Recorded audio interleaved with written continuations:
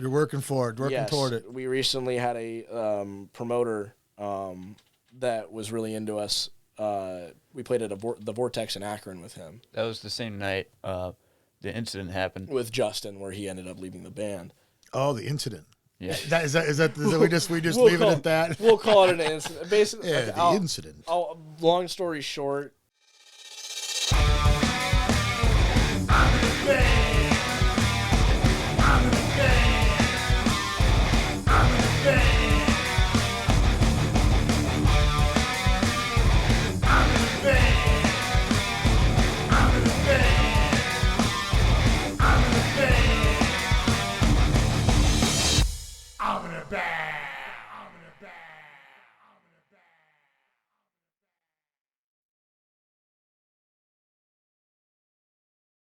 Welcome back, everybody, to another episode of Level Up Cleveland.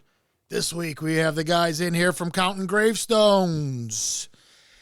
From left to right, let me tell you who's in here. I got Mr. Connor Fuchs. He's the vocalist of the band. He does both vocals because this is a contrast band. It's like a dual vocal type band where you have the growl and then you also have the melodic singing voice. You do both. A lot of bands have two singers. You do both. And to your left, we have John Murray, one of the guitar players in the band. It's a dual guitar band. You have the two guitar players, the bass player, the drummer. Yep. You guys on the other guitar is Jack Strader. Correct. Yes, sir. On bass, you have Tomo. Yep. And the drum situation is kind of the one situation that's not like really nailed down right now. You guys had a drummer for a while there. It's up in the air for right now. Yeah. Yeah. Basically, what happened is we had our original drummer Justin Tura. He had to leave the band over personal reasons. An altercation at a live show. He just didn't feel comfortable with playing live anymore, and we, to an extent, understood that. So basically what happened is he kind of ditched us right like a week before a show with Dropout Kings at the Outpost in Kent. I don't know if you've ever been to that venue or not. Oh, yeah. So we were like, oh, shit, what are we going to do? So we tried to get Jack's dad, who's a very talented drummer, to learn our music before then, like 5 or 6 songs. Yeah. And it just wasn't working out, and I ended up texting our promoter, Chris, who was promoting the show, and I was like, dude, I don't think we're going to be able to make it. And maybe like seconds after that, what was it? Yeah, like maybe seconds after I texted Chris, Alex Sadler, a session drummer who works with Iravera and records his own music, does a lot of covers on YouTube. Check him out. Really good guy. He ended up filling in for us. We sent him, how many, 5 or 6 songs? Well, we have 4 out right now, but I sent him 2 demos. Right, so about we were able to get about 6. Yeah, so we sent him 6 songs. We had a week to do this. I'm like, dude, do you think you can do this? And he was like, yeah, no problem. And we're like, all right. So we show up to the venue. Oh, well, we rehearsed beforehand. One time, and it went well, but we were all still pretty, like, shaky because we hadn't worked with a new drummer in, like... Yeah, and the drummer's kind of an important part of the band, right? Oh, yeah, he drives everything. Yeah, you know right. what I mean? But we ended up getting on stage, and we killed the show. It was a really, really, really good show, and we were really happy with how it came out. But, yeah, we're still up in the air about, finding a new drummer, but for now we've been working with Alex to send us tracks for recording and such, and getting new tracks out. So this kind of puts a hiatus right now on the gigging, right? I mean, it's kind of hard to gig without a drummer, and yeah, we thought we were on hiatus for a while. We didn't think we were going to be able to play live shows for a while, but we had a show scheduled in March with a band Harakiri for the Sky, a death metal band out of Austria, and an opening act, Ghost Bath, who's a black metal band that plays in the U.S. quite a bit.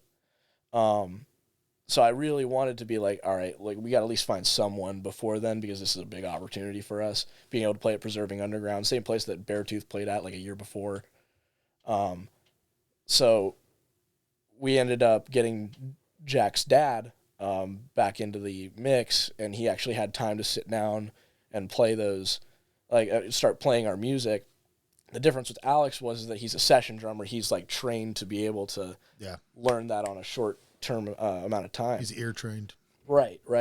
So we ended up bringing Jack's dad back in, and he's like been killing it lately, and we were tentatively saying that I think we were gonna be able to start playing live shows soon. Sweet. So let me just give an example. I mean, let people know kind of what you guys are about. So you're definitely a extreme band, right? I mean, I'd go into saying you guys extreme, but you guys aren't void of melody or anything like that. There's melodies that you guys incorporate in here. You got some seriously cool guitar parts too.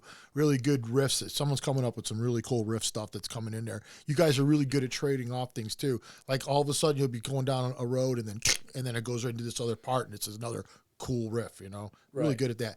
But, one of the things that sticks out obviously is the vocal part of this thing, because a lot of these bands that are set up with dual vocalists, and rightfully so. I mean, but you're able to do both, and you do both really well. And thank you, though. Seriously. Yeah, but like, how do you discover that you can do both of these things? And is it just like something that you just decided you were like, you know what, fuck it, I'm just going to do it myself, and learned? I think it was. It came a lot from me learning, like just learning early on how to sing. Like I listened to a lot of like Avenged Sevenfold early on in my life. Like that was the first band that was like made me realize I wanted to do music. And knowing M Shadows, the lead singer of Avenged Sevenfold, he's very, very into doing melodic vocals but still having them be powerful, while also implementing screams but to accent. So when I started listening to their newer stuff when I first started out, all their melodic stuff, very, flowy and stuff like that. And then started digging into their earlier stuff where he was just doing visceral, like, high screams. And I'm like, oh, dude, this is sick. So I wanted to start implementing that sound where I loved the idea of being able to switch, like on a dime of, like, going from this heavy, just visceral scream to changing it up to this very, very melancholy melodic sound. And I think that was something early on that we kind of established. Like, it was kind of like a unspoken rule in the band that we were just kind of wanting to go for something where we have this heaviness to us, but still have a melody that people can like sing along to and dance along to, and still have like that kind of poppiness to it to an extent. So how do you a lot of bands go about this in different ways of how they do this, especially like vocally, because you have two voices, right? The song a lot of times gets two voices, and then you'll have like a back and forth thing, almost conversations sometimes going on between the two voices and stuff. Yeah, that's a good way to put it. Is that how you kind of use that two things, or is it sometimes just one message and you're just using two different voices to convey it, or how did I think there's with our song Facade, that's the best way I can put it, when it's like two voices kind of talking back and forth to each other. Yeah. The chorus of that one has a call and response type thing. Yeah, almost. Oh, so that's what I'm talking about. Yeah, like yeah. that. So like there's a scream part that screams out like this question that's like a very aggressive question, and then proceeds to ask a much more deeper, darker, like almost sadder question after that. And like I kind of wanted to convey the idea of almost being angry about the fact that you're basically hiding behind a mask, and that response being, how do I get out of this? How do I become myself when I'm constantly trying to please other people by putting on this mask and putting on these different faces for other people? So this is like well thought out. Like so you're not only do you have this duality going on, but you're taking that duality and saying, okay, I can do this with it and make this happen. It's more artistic and that kind of thing. I think about that a lot, because it's like why do it if you're not doing that? Right. Why have the two different voices if you're not doing something like that? Yeah. No, for sure. I completely get that. And there's certain songs where we don't really utilize it as much, where we just like having that heavy sound at a certain part and then just completely switching it around. You do whatever you want at this point with those. Now, as far as writing the guitar, do you write a lot of the songs? I mean, do you write a lot of the music? Does the band collectively write the music? How would you guys? So it usually starts with either an idea that me or Jack has, and then we work off of it, and then we bring it to the band, and then we pretty much work off what we got from there, and then develop the song. And Connor would come up with like a vocal line over it or something, and then we add a bass part to it. We usually write section by section, unless me or Jack has like a recording of multiple sections, but it usually goes pretty smoothly, and it's usually me or Jack that initiates it. Yeah, it's very much a team effort, I would say, when it comes to the writing process. Like, it'll either be Jack introducing a guitar riff or John introducing a guitar riff. And I mean, sometimes it switches around. I mean, our most recent single, John wrote the entire thing, and is teaching Jack how to play it and add to it. But like a lot of our writing process has been John and Jack kind of collabing, because I mean, both these guys very like have a connection to each other that I just can't find anyone else that has that kind of connection. Yeah, that's cool. Where they like Jack will come with a riff, and it's like a very not very simple, but it's more of a broken down like basic chord riff. And John will like, oh yeah, I recorded a guitar part like 6 years ago that like literally lines up with this thing, and I'm like, how'd that happen? Like, but well, it does though. It does though in music in general. How many times can you there's guys out there who write booklets of poetry and lyrics and stuff like that, and some guy writes a song, and then all of a sudden you're like, dude. Mm-hmm.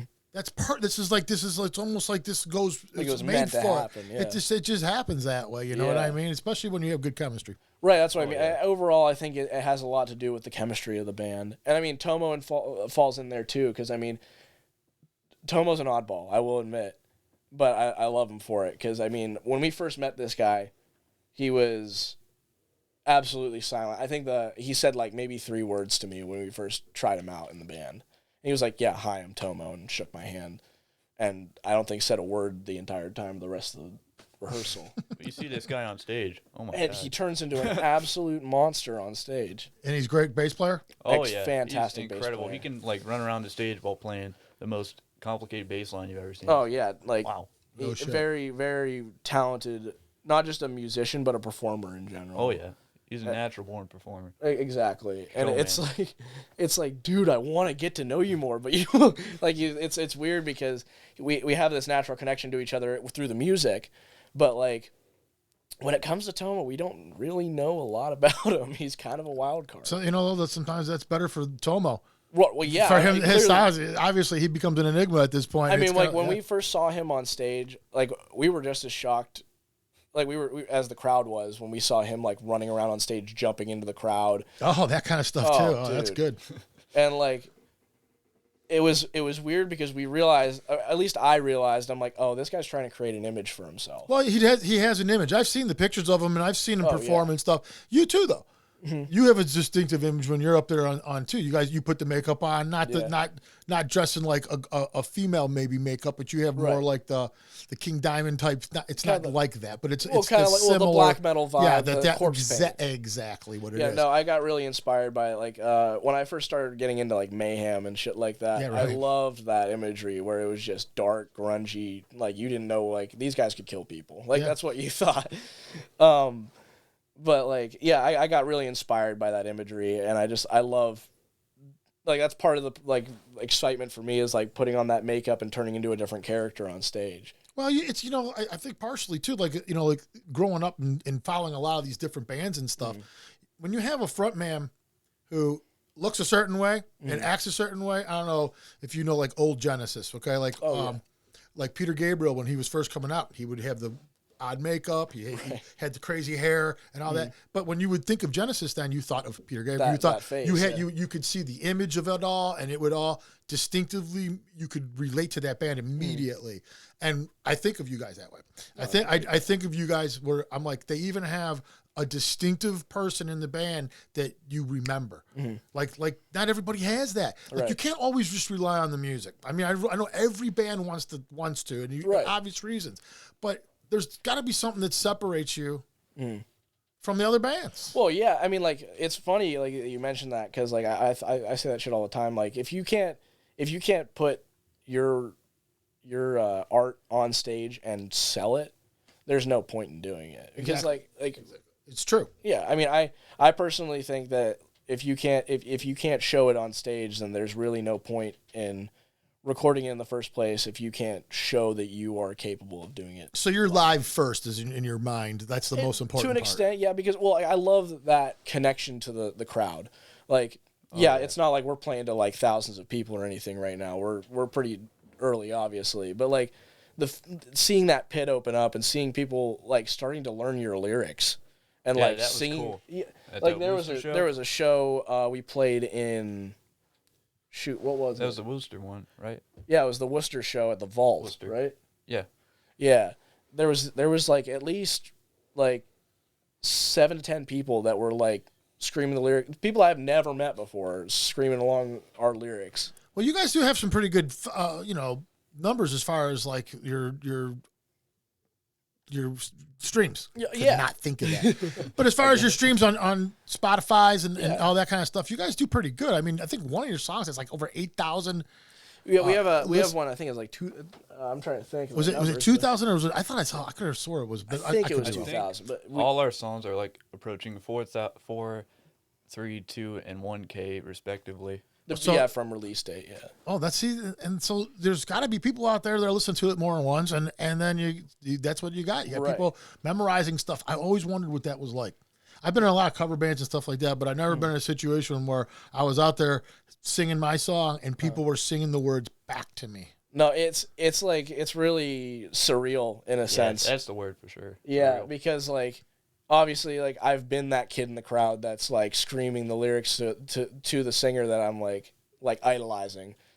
But like seeing that get mirrored back to me, I'm like, "Oh shit, people actually like this stuff." Yeah, it's pretty wild, man. Yeah.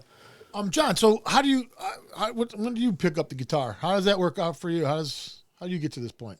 Well, how much I pick up the guitar, usually pretty much as I can. To No. What When what did age? you- Like when did you start playing the guitar? Oh yeah, so when I first started off, I wasn't really serious about it, like how all beginners start. I was maybe like 13 maybe, and I was like, oh, my fingers hurt. I don't want to do this.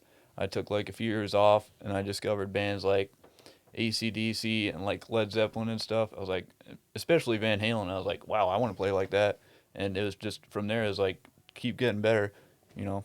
Do you still go back to Eddie every once in a while? Is he still somebody you still? Yeah, definitely. Like, it was pretty much him. He was the main one.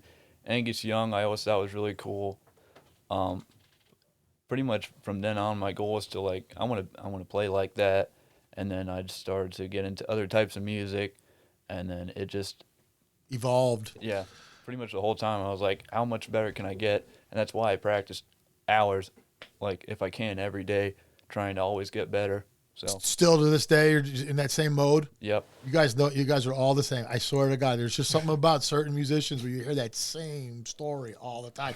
For the good ones, the ones that are, like I think a lot of people just think that certain people can just pick up a guitar and play a guitar. They're just so talented. I don't think every guy that we've had in here that's one of the better guitar players, they always say, practice. It's like constant Just gotta put practice, in the practice, steps, practice. Yeah, and none of these guys will sit back and try to act like, oh, it's easy. They're all like, no, dude, if you're not practicing constantly, you're not good. Right. And- Even talented guitar players will tell you it's not easy. No, Like, that's what I mean. The Yeah, most right. most talented have to practice though. I mean, Right. the guitar is a tough instrument. It's not absolutely. something you can just pick up and play.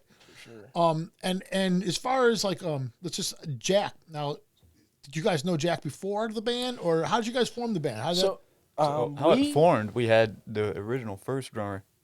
yeah, Aaron. Yeah, he's actually our original drummer, Aaron. He ended up not being able to commit to the band and ended up. He's actually in another band called Darling Decay. Very good hardcore band. Yeah. Check them out. But yeah, we started in like the height of COVID, like right when everyone was going into quarantine. It was like that summer. Like I had just graduated high school, and Jack didn't even have his license. no, at Jack first Jack was practice. 15 and he looked like he was 17. wow. Like I had no idea. One day, through mutual friends, I met Aaron over text, and I'm like, hey, I do vocals, and I sent him a video of me like at a rock camp doing a cover of Shepherd of Fire by Avenged Sevenfold, and he's like, yeah, I'll try you out for sure. And then like there was so much mix up in what we were actually doing because he texted me, he's like, yeah, I need a guitarist for like a Slipknot cover band. I'm like, all right, cool. So I show up with my PRS in like a case, and I got like my amp and everything, like my little like practice amp, and these guys got like fucking line 6s that are this tall.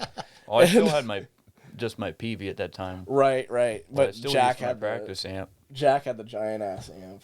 He was the one that first kind of had that. I since stuff. upgraded to an actual half stack, so I don't still use that PV. But Right.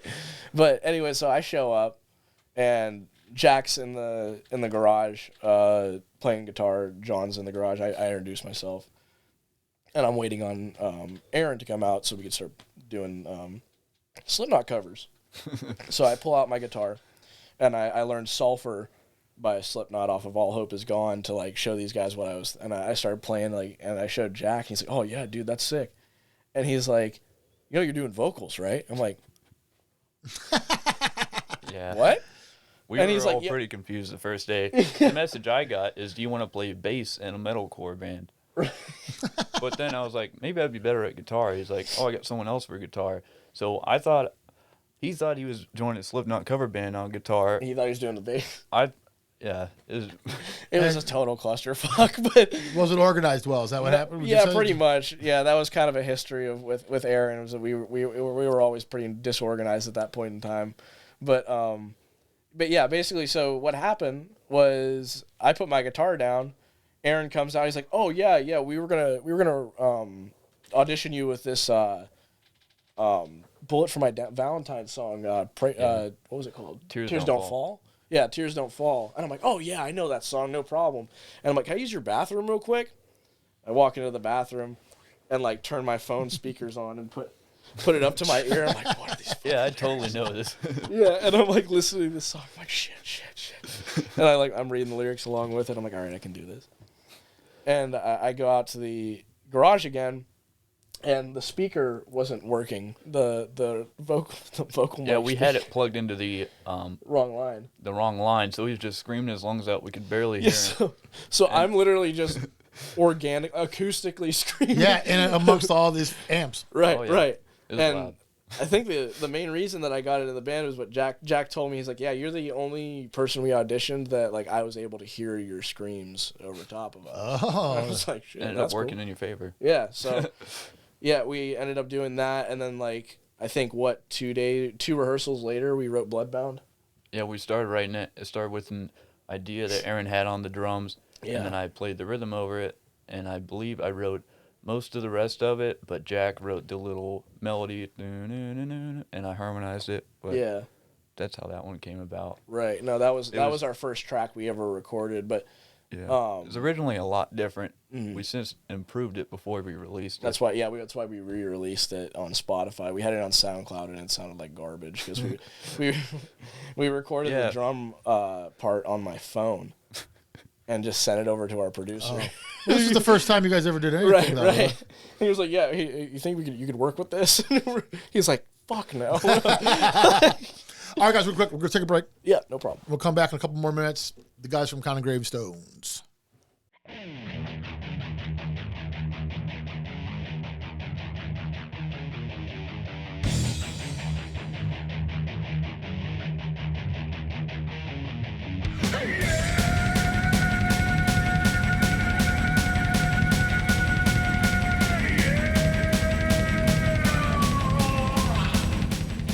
Hello, Cleveland. I am ZM Delgado, author of the Rust Belt Rock Review at ZachO'Lantern.com, and this is your weekend concert calendar update.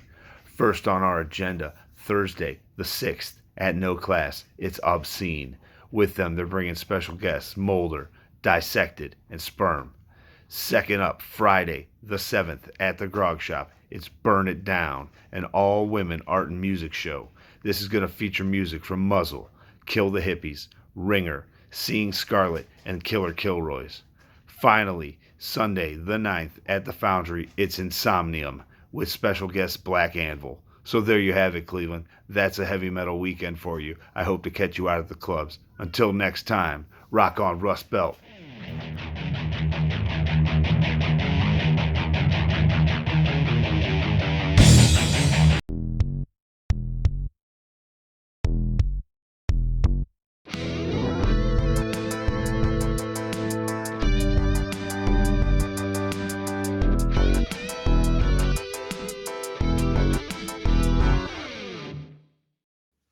Hi, everybody. It's DJ Terry from the Homegrown Hit Show on 216 The Beat with your list of rockin' events for the week. Starting on Friday, April 7th, we have Grunge DNA at the Collision Bend Brewery.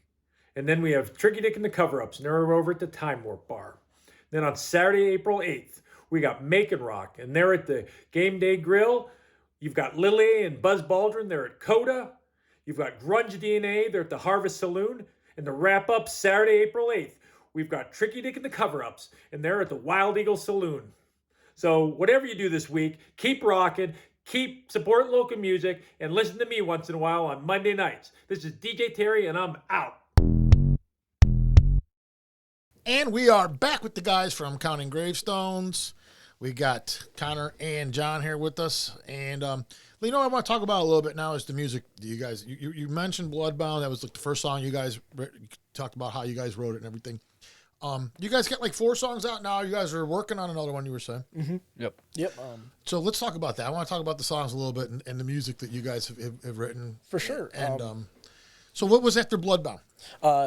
After Bloodbound, Never Surrender, that was our second song we ever wrote, I believe. Right? That was a guitar part that Jack came to the table with.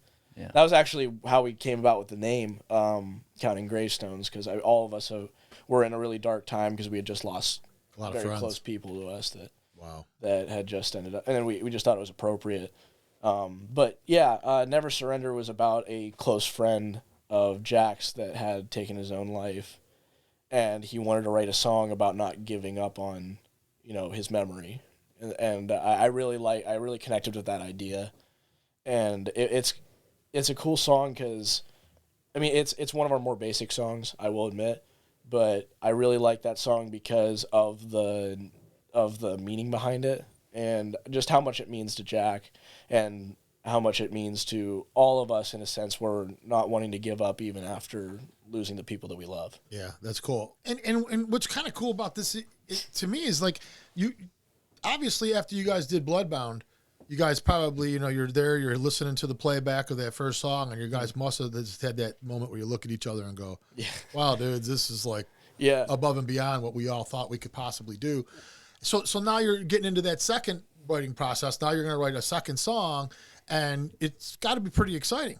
Oh, yeah. I mean, like your guys are, and you're able to write a song like that. See, there's a lot that goes into something like that. That's more than just a songwriting thing. You're writing like, from someone's personal perspective. Yeah. And you're putting that trust in these guys that you've kind of just met and kind of just like are started doing this with. That's kind of cool. It was weird how it just, because Tomo wasn't even in the band at this time. It was just me, John, Jack, and Aaron at that point. We didn't have a bass player for a little For while. a long time. But at that point in time, we were all kind of realizing, like when we first started playing, even when we started rehearsing together, like just doing covers, and then writing that song, we realized that we do have something here where we do have a natural chemistry to be able to write stuff like this and bounce off each other. Yeah. And going into Never Surrender, that was it was very exciting to see that we could actually continue. It wasn't just a lightning strikes twice. It was a lightning strikes twice kind of situation. Yeah, right. Not in a sense where like they were both hits or anything, but the fact that we were able to go through that process not once but twice and then continue to do that over and over again. You know what I mean? I think in a band like you guys, the process really comes down to where, you're, unless you're one of them really like fortunate, lucky people who writes a song and every party just takes to it and you take off right away. I think, it's a process that you have to, honestly, it comes down to like, do you believe in yourself? Exactly. It's just like everything else. And so if you're writing music that you believe in and you just stick to the formula, eventually people come around. Right. It's a matter of an uphill battle and just fucking taking it on the chin and keep going. Yeah, you don't give up. And as long as you believe in each other and you believe in the music you're doing, there's the only thing that can stop you is yourself. Right, exactly. It's true, you know what I mean? And as long as you're doing all the right things, playing out's a big thing. Mm-hmm. Playing out's a big thing. You guys, now, speaking of that, we did a show a while back for Stacy and Jeff Hatrix. Yes. It was going to be a benefit for Stacy. She has cancer, and they were raising money for her. Mm-hmm. We were a part of it. We had Nancy in here. You guys know who Nancy Jones is. Oh yeah, Nancy. Yep. She was in here. We had an interview with them. We were actually supposed to be there, and so we were supposed to be set up there. We were going to be interviewing the bands. We had a whole thing planned out. We real elaborate. and I got the COVID. Fucking COVID. Yeah, and literally I got it days. I'll never forget texting him. I'm like, dude, I got COVID, and I didn't know what he was gonna do. And he was just like, "Is what it is," And it was just one of those things, man. But that really turned out good. You guys, the guys that did this, kudos to you guys, man, because thank you. You guys pulled it off. The money was raised. Everything went the way it was supposed to go. Obviously, Nancy's a big part of that too. Oh, She's like a relentless driving force type person. She planned that whole thing, and I mean, props to her for really buckling down and trying to make it something special. Yeah, and we told her immediately after we got done with that show that we would be more than happy to come back and do it again next year. Oh, good. And it was funny because the first time we met her, it was cool because we were just going back and forth, and she kind of brushed past the fact that she used to be in WWE. And I was like, what the fuck? Because I used to be huge into WWE, WWF, just Triple H, Steve Austin, The Rock, all that. But no, it was cool to be able to work with her, and yeah, she had great stories. Oh yeah, she had some really great stories. She did. She just seeing her commit to that was so cool because she really did truly believe in. Oh, she loves them. I mean, she loves Stacy so much. Oh, and yeah. She put everything into that. Oh, yeah, and after meeting her, I mean, meeting Stacy and Jeff, number one, meeting Jeff Hatrix was another very, very surreal thing where I was like, dude, I've been listening to Mushroomhead since I was 13. Yeah. And now I'm talking to him person, and he's showing us an unreleased... The song that he just released on his... Jeffrey Nothing? Yeah, Jeffrey Nothing, his solo work. We were listening to that, doing the meet and greets, getting to him meeting the bands and stuff like that. He was like, yeah, here, check this out. And we're hearing that guitar part, and we're like, dude, this is going to come out in, a couple months. Yeah. And we're going to be like, dude, we were the first people to listen to that. That's a great... But, it was almost surreal for me, too, having him in here and talking to him and stuff, because... For me, it goes back to my teens and stuff like that with the Purgatory days and then Hatrix. And it's it was definitely cool, man. It was he's a cool guy too, you know what I mean? Yeah, very hearing cool. Hearing his side of the story with the whole Mushroomhead situation. And I'm like, dude, this is straight from them. There's no Loudwire news that I have to look up to figure out what's going on. You're getting right from the horse's mouth, man. Yeah, and it was the same way with Waylon, when we met him at SummerSlam. God, he was just a down to earth dude. I mean, really, really cool. Because, I remember us walking in that one show, too, SummerSlam. Jack and I were, just bringing in equipment. And I'm, we see this dude pass us, and, we're both carrying an amp. And we both look back, and we're like, dude, that was Waylon. And he's just chilling, eating a sandwich, just, talking to other people. That's cool. And, we got done with our set at that show, and Jack came up to me. He's like, dude, Waylon came up to me and talked about the fact that he had his kids come out and watch us. And I'm like, what for? He's like, yeah, because he wanted us to, he had his kids come out and watch us because he wanted them to see and be inspired by the fact of how young we were and still, performing on a stage. Hell yeah, dude. But there's something to be said about that, man, because, we talk about all the time, when me and Pat were in high school, everybody played the guitar. Right. Everybody played the guitar, Yeah. It's not like that anymore. The guitar is now almost like a instrument that you're a rarity. Someone your age playing the guitar that can really play the guitar. Well, you could find 13 million dudes that know how to play Wonderwall. I'm not talking about that. I'm talking about that you want in your band. No, that's what I'm saying. That's what I'm saying. Yeah, right. You know what I mean? He's a 1 in a million for sure. Yeah, there was so many of these back in the 70s and 80s. Everybody played the guitar. And what's cool about you also is that look at who your idols are. Those guys. The guys from that time when guitar that was the grand time for guitar. Rhodes, Van Halen, and all them dudes. Then Yngwie comes out, and it's oh my God. He loves it. Yeah, I mean, well, how couldn't you? You know what I mean? It's man, dude, those days were great. And to see that there's guys out there just keeping it going, you know what I mean? What are you guys inspired by? Aside from that music, I mean, you're not playing Van Halen. So what are you guys listening to that's get you there? I would definitely say Pantera is a pretty big influence for us, for sure. No kidding. Phil Anselmo, that dude's vocals are unmatched when it comes to screams, at least. That guy. I always think your screams sound like a mix of Randy Blythe and Phil Anselmo. Yeah, Lamb of God's up there too. Very complimentary there. I appreciate that. Yeah, He always has said that, and like I always appreciate it every time because like, dude, there's no way. But like no, Phil Anselmo for me when I first heard Cowboys from Hell and hearing those like just how he was able to get low and then have those just screeching highs on that one track, and then hearing I'm Broken where he just has that super low growl. Yeah. Like I loved how he's able to change over time every song and just like shape it the way he wants to and make it very natural. Well, so I guess the natural question is A, two-parter. A, how do you feel about the reunion? And B, are you going to incarceration? Oh, dude. Yeah, we're definitely gonna have to go see that show. I mean, regardless of if Dime and Vinny aren't in it, that's the closest I'll ever get to see Pantera. You never saw them? No, I never got the chance. They were great, to. man. They were one of the very best metal bands I ever saw. I mean, like it's a goddamn shame that.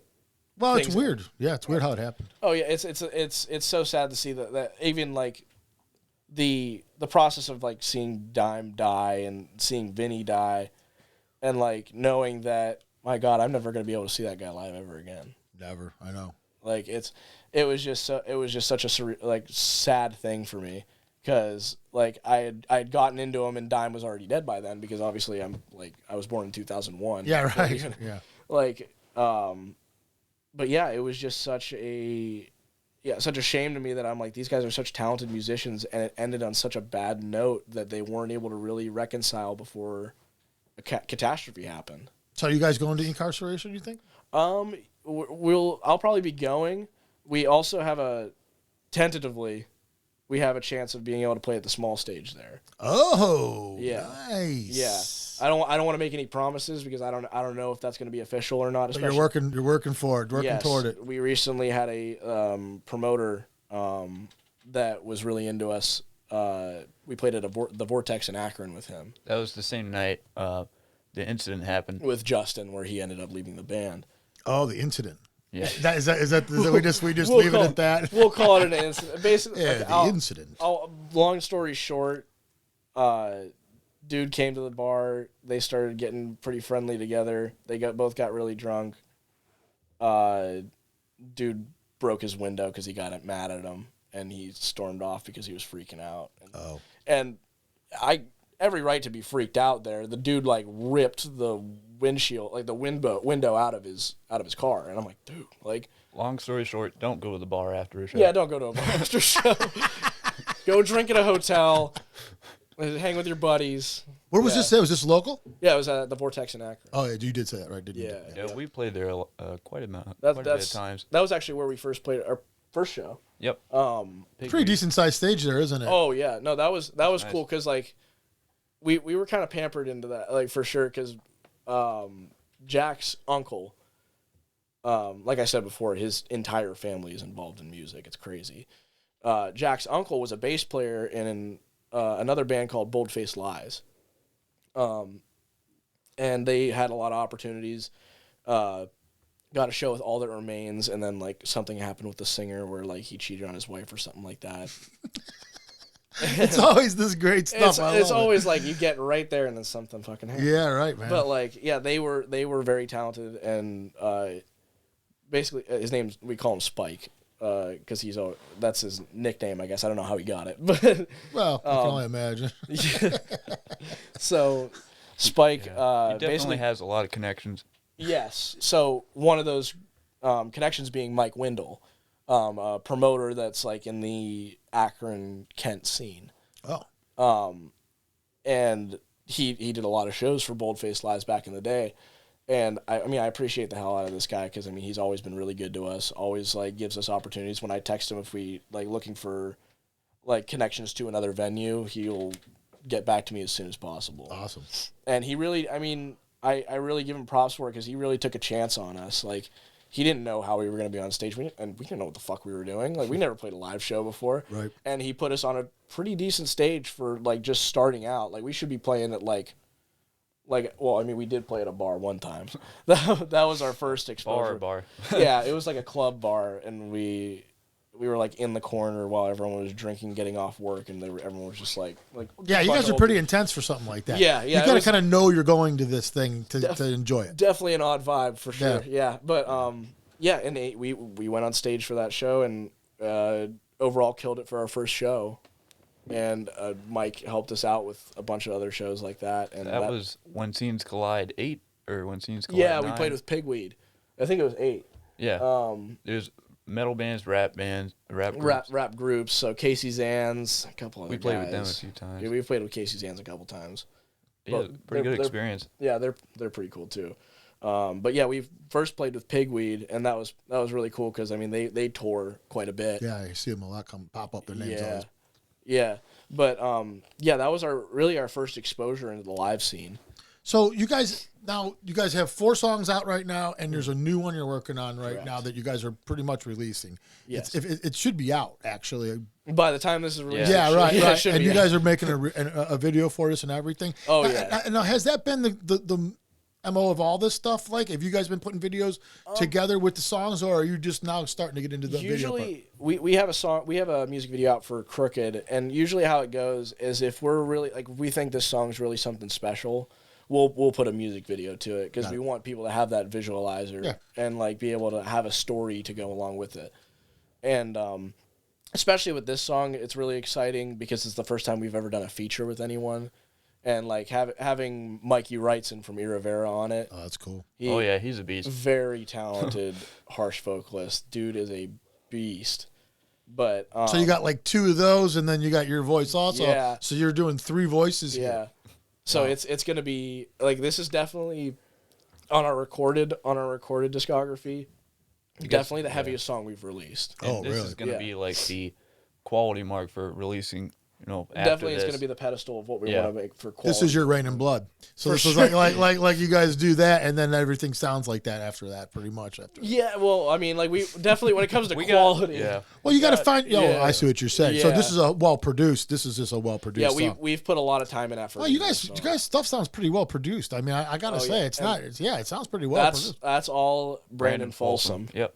Very, very good. He worked with Boldface Lies too. Yeah, he was. That was another connection we had. That was the only reason we actually got in contact with Brandon because he had recorded Boldface Live's first EP.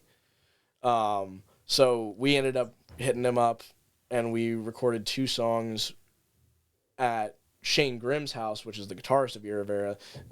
It's weird because our scene, it's so odd. I was talking to the guys in E Rivera about this a little while back. It's so weird how internet our scene is, at least this local area, where everyone's trying to help each other out. Yeah, it's gotten to be that way again. Thank God. Where everybody does do that. They promote each other. Right. Well, yeah, because I mean, with everyone pushing each other, you have an inevitability to at least get some sort of success. Well, yeah, and if you can even build yourselves together and promote yourselves that way, also like getting along with the other bands is way smarter than not. The other thing that comes out of that is we see it all the time. You see it all the time in the big picture too.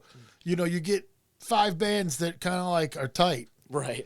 And not only do you love the music you're playing, but you might want to do something different. Right. And that guy in that band might think the exact same way that you're thinking, to be like, dude, I would love to do that. And then you're like, well, Bob in that band I talked to him and he said the same. And now you got the right 4 dudes to make that band and have your side project. Well, I mean, look at Soundgarden and Rage Against the Machine with Audio Slave. Oh yeah, I mean, that kind of thing. Yeah. But this happens all the time. These little side projects are formed, and sometimes the side project ends up taking over all the other projects. It happens, but it's always. I just find not to mention the fact that you have a gig. You guys now know straight up what this is about. You have gigs booked, and some dude's sick. Some dude's got COVID. Some dude quit. Some dude this. Some dude that. Yeah. To have a guy in this band that kind of knows your stuff and is willing to save your ass to do it. And you guys can interchange, and you can help that band sometimes. Right. Well, the singer's a little different usually, but I mean the guitar player, the drummer, the bass player, where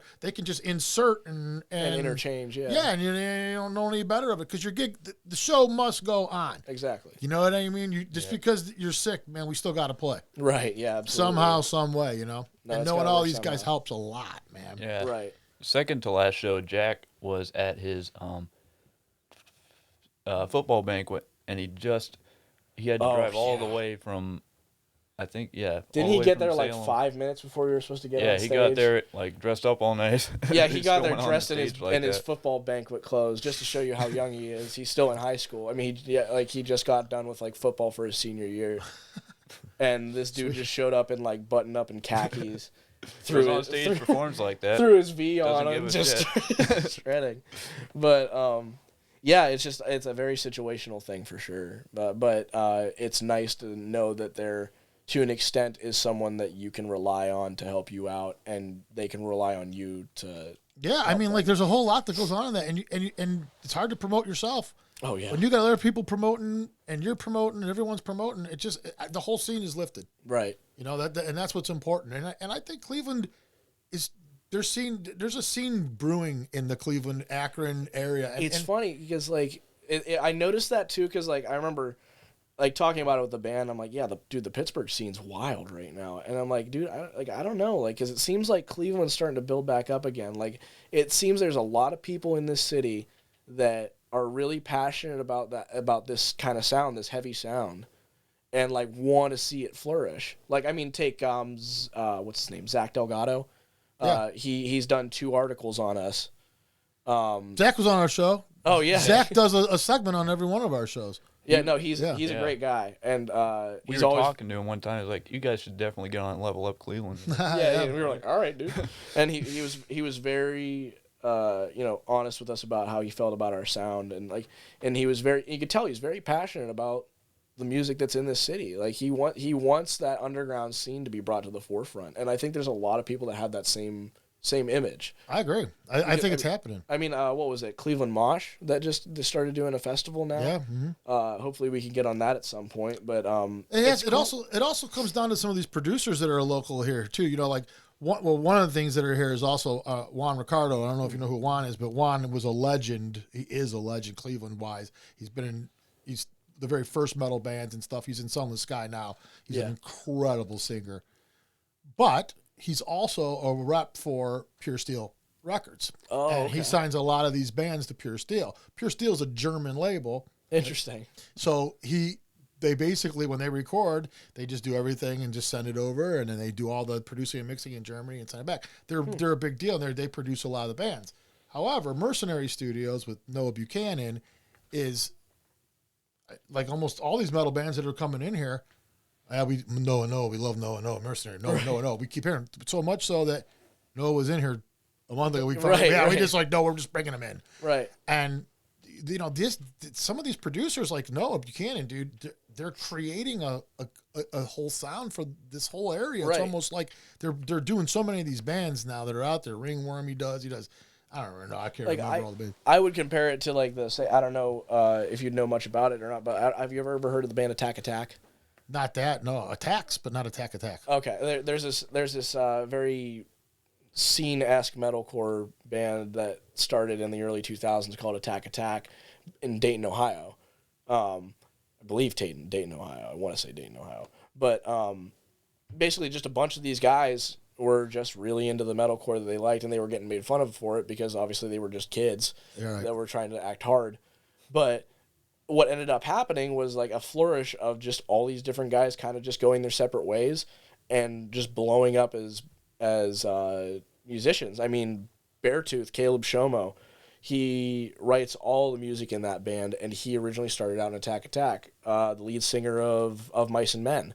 Oh, he was originally I think he was the first singer of Attack. Yeah, this is like the Purgatory story where Mushroom Head came out of Purgatory. Yeah, Mystic came out of Purgatory. Like all these bands that got huge after Purgatory, they all started there. Right, and I feel like we're getting that same thing happening, kind of repeating itself, especially with like mainstream. Like a lot of mainstream musicians now are definitely trying to go for a heavier sound. Like, I mean, love him or hate him, Machine Gun Kelly. He's trying to rock out a little. That dude's trying to rock out. I mean, there's guys like Poor Stacy that are trying to make a metal sound, and like Miley Cyrus releasing a rock album. Well, it's not that weird anymore to have hard guitars and loud drums and speed and double beats, double time beats, and all that kind of thing. Right. Well, you guys are killing it. Thank you. I mean, you guys are killing it. You guys are just starting off kind of basically, really. I mean, like, you guys are going to be 5 songs into this thing. Yeah. And eventually you guys have said you're going to put out another EP down the road here. Yeah, So we'll have to look out for all that stuff. Where can they find all that? You can find us on Spotify, iTunes. So basically wherever the streaming all is streaming available. platforms. And you can find us on YouTube. We've got a music video out for Crooked right now. And all our music's up there too. And a couple of live performances we have up on YouTube as well. Cool. So, all right. Well, we're out of time, guys. Alrighty. I appreciate you guys coming down. This was Thank you fun, for having man. us, man. Hell yeah, dude. This was awesome. Yeah. I got a feeling you guys are gonna really do well. I think you guys are you're all young still, man. It's like seriously, that's like the best. You got all the great ingredients. And you guys are killing it. Thank you. Thank really, you. it Means a lot. Means a lot. For I sure. appreciate you guys coming, man. All right, keep your eye out for them, man. Counting Gravestones. That's it for us. We'll see you guys next week. See ya. That'll be fine.